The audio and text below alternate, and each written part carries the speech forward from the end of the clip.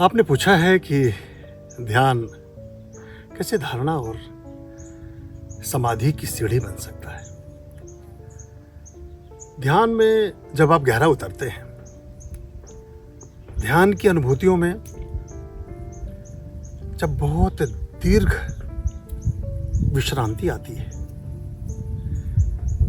ध्यान के वर्तुलों में जब आपका मन, बुद्धि, चेतना और आत्मा सब एकाकार होने लगते हैं, तो वहां से आपका एक पुनर्जीवन प्रारंभ होता है, पुनर्जन्म होता है। एक जन्म तो वो जो शरीर के रूप में हम इस धरती और दुनिया में आते हैं। हम माता पिता के माध्यम से धरा पर जन्म लेते हैं, हमारी परवरिश होती है, हम बड़े होते हैं, हम बहुत सारे सामाजिक कार्यों को, बहुत सारी चीज़ों को करते हैं। ये जो जन्म है, ये जन्म शरीर का है, लेकिन वो जो जन्म है वो आपकी परमात्मिक अनुभूतियों का जन्म है, वो आपके जीवन की गहराइयों का जन्म है और आपके मनुष्यत्व के वास्तविक संदर्भों का जन्म है।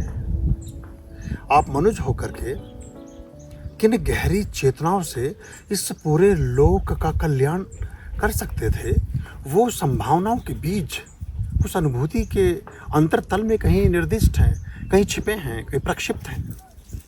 उनको खोजने की यात्रा से ही एक सामान्य राजकुमार सिद्धार्थ जो है वो बुद्ध बनता है। एक महलों में रहने वाला चैतन्य महावीर बनता है। तो वो जो यात्रा है वो बहुत सरल, बहुत सहज, लेकिन सर्वाधिक दुष्कर और सर्वाधिक कठिन है। क्योंकि जीवन की सरलताओं की जो व्याख्याएं, जीवन की सरलताओं के जो अर्थ हमने रोज़मर्रा की ज़िंदगी में सोचे हैं, समझे हैं, जाने हैं और देखे हैं, ये इन अर्थों का उन अर्थों से संबंध नहीं। वो गहरी अनुभूतियाँ और वो इंद्रियातीत हैं, इंद्रियां पीछे छूट जाती हैं, उस तरह के अनुभव हैं। और चूंकि वो अनुभव अभूतपूर्व हैं, तो आप उन्हें कोरिलेट भी नहीं कर पाते, किसी चीज़ से आप उनका तारतम्य बना भी नहीं पाते, जोड़ भी नहीं पाते हैं।